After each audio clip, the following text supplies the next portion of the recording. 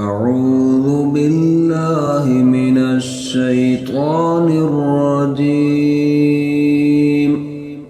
بسم الله الرحمن الرحيم. إن إبراهيم كان أمة قانتا لله حنيفا ولم يك من المشركين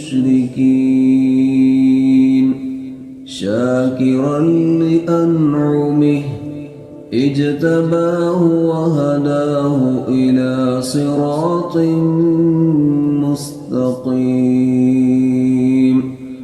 وآتيناه في الدنيا حسنة وإنه في الآخرة لمن الصالحين.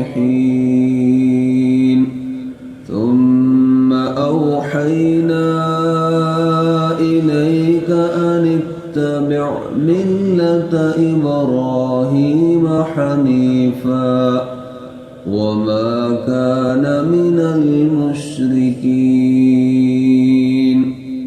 إنما جعل السبت على الذين اختلفوا فيه وإن ربك ليحكم بينهم يوم القيامة فيما كانوا فيه يختلفون.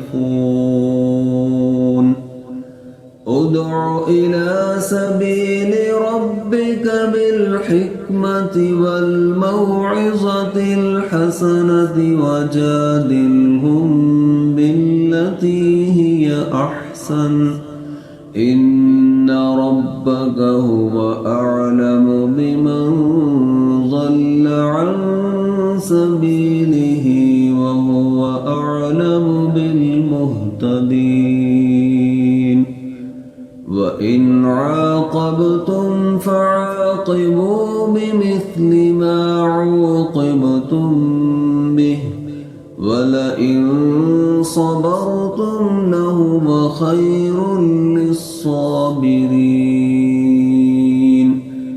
واصبر وما صبرك إلا بالله ولا تحزن عليهم ولا تك في ضيق مما يمكرون.